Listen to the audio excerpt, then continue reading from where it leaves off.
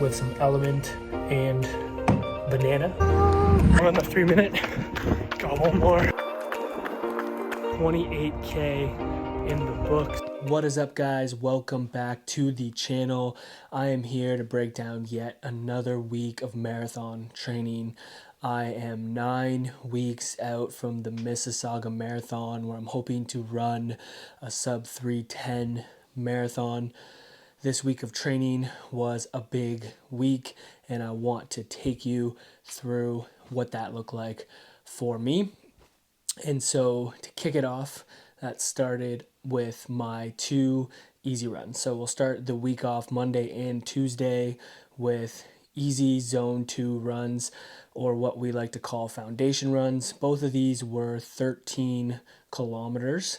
And these runs are the ones where people don't necessarily enjoy them that much. They're slower, easier, but they are super important to building a good foundation. So one of the big things that I'm trying to do this year for my marathon prep is to try to get my weekly volume higher. So starting to get my muscles, my joints, and my tendons tolerating more volume on my feet. And these foundation runs are really important for building this muscular endurance and strength and tolerance so that you can sustain the effort of a marathon. So although they aren't fun or super intense, they are really, really important, and we're going to see these runs build in distance for me even heading into next week. So kicked off one on Monday, one on Tuesday, and then headed into Wednesday, which is the big workout of the week for me. Right now it's been my fartlek runs, which have been higher intensity.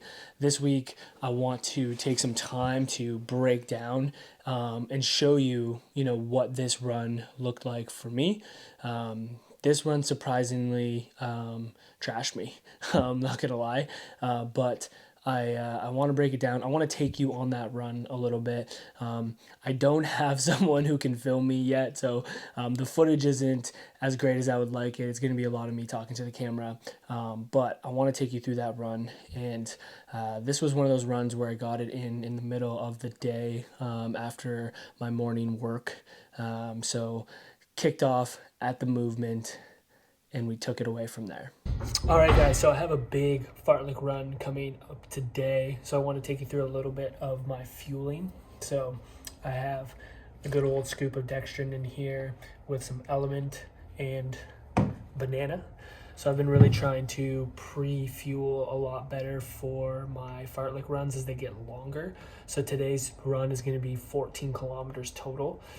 What the workout's going to break down is going to be a 3K warm-up followed by 3 sets of descending intervals. So it's going to be 3 minutes hard, 3 minutes easy, 2 minutes hard, 2 minutes easy, 1 minute hard, 3 minute recovery, and then we'll repeat that for 3 sets.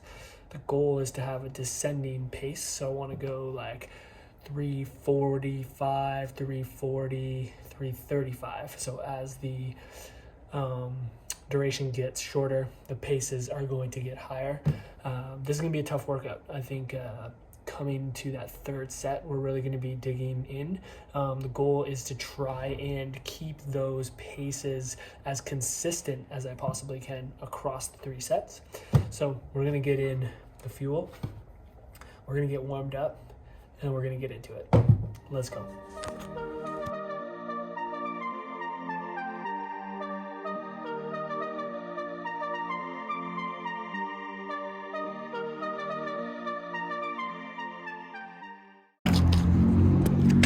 You're on my vlog, bro. Hey, really? Yeah. Let's go.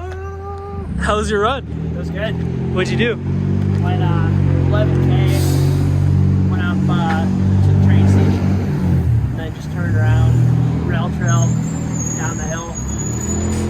Myself fall down the hill.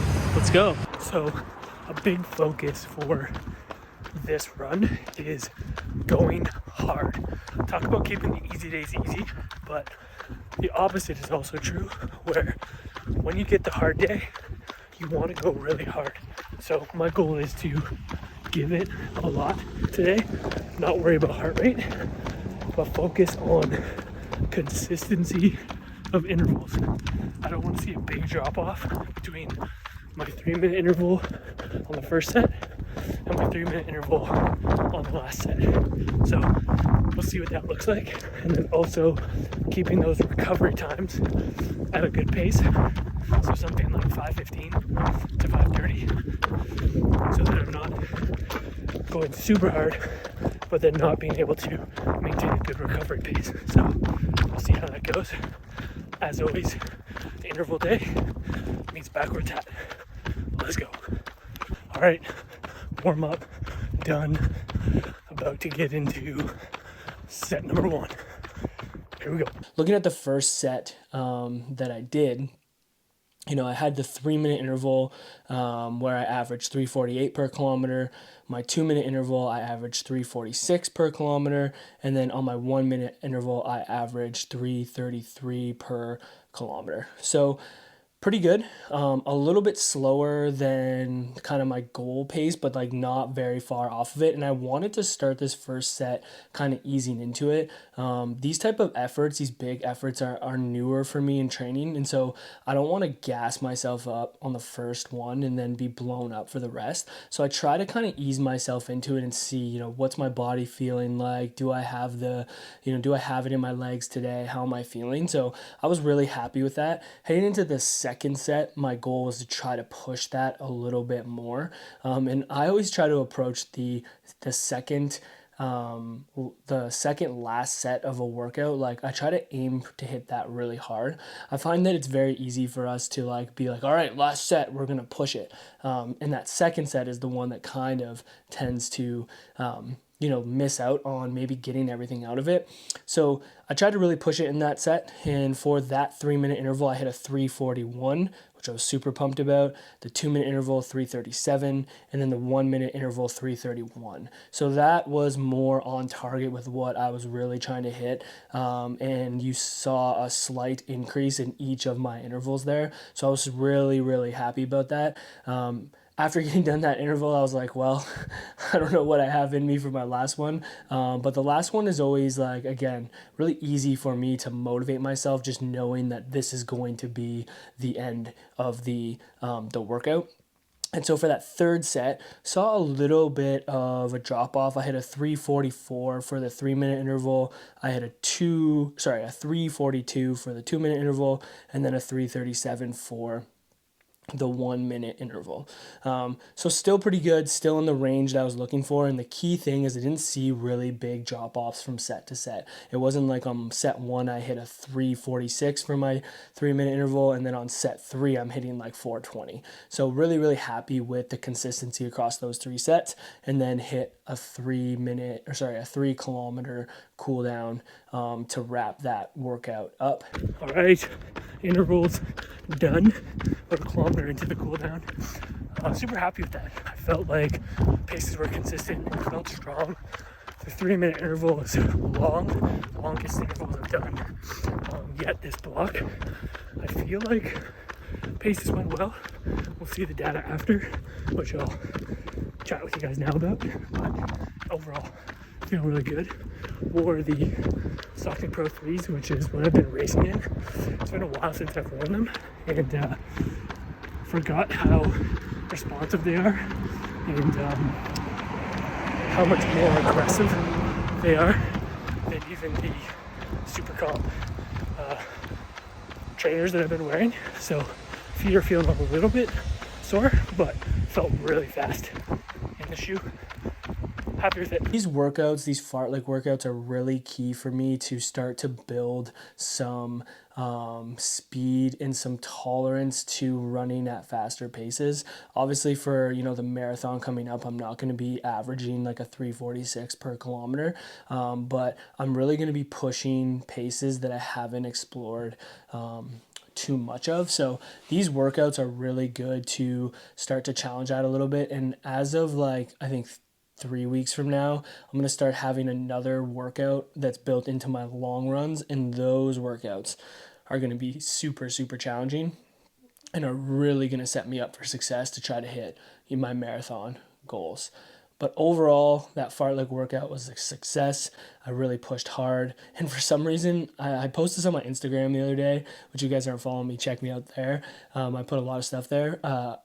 My recovery from my whoop, I am always so hot the night of a big workout. Like my skin temperature just jacks up. It's been super consistent over all of my big efforts. And I don't know if this is just me. I mean, it kind of makes sense to me, but it is very, very challenging for me to cool my body temperature at night after a big effort. But like I said, I was a little sore. So heading into the next run, which would have came on Friday, this was another easy zone 2 foundation run. It was 8 minutes. It's kind of like a little shakeout run before I head into my long run. I was feeling a little sore on this, but felt good about where my heart rate was at, and got it done. And that led into my long run for the weekend, which this one I got to join another run group. Shout out to Bar High Endurance. My friends Spencer and Erin put on that run club. And before we did the run that day, I had them over at the Movement, which is my business. It's a physiotherapy performance business, and we had them there for a run clinic, which was super sweet. We had them in the space. We took them through how to focus on strengthening your posterior chain, more specifically the hamstring and the calf. This is an area where, as a physiotherapist and a person who works with a lot of runners, the hamstring and calf is a big area where we see a lot of runners have injuries or have areas of opportunity to improve strength. So we took them through that. It was super fun. I love doing that kind of stuff. And then we got out for a long run. They were doing more of a long run workout with some intervals. I just did an easy 28K, easy pace. It was not an easy workout. To be honest, I was really sore and surprised by how, painful my legs were getting throughout the run. So physically it was a challenge, but feeling was on point. I was aiming to hit a gel every 30 minutes. And then I took my Sour Patch Kids with me as well, had those along the way, but was really happy with the fueling and the heart rate. And then a little surprised by how beat up my body is feeling, but that makes sense, as this was another big week of training for me. I think I topped out at 77 kilometers on the week, which is a big week. Happy with how the body feels overall. Obviously feeling a little beat up and tired, but that is to be expected. So really happy about that. And I'm just really pumped with how these weeks have been going. That wraps up being 10 weeks out from the race as we're heading into next week. Super pumped about it. Next week is going to be another big week. My volume's probably going to stay about the same, but I'm going to have 2 workouts in the week because I am running the Chile Half Marathon, which is a local marathon here in Burlington. Super stoked to jump into a race. I'm not going to be like going for a PR or trying to race it. I have a race workout built in for that 21K, which I'm excited to go after.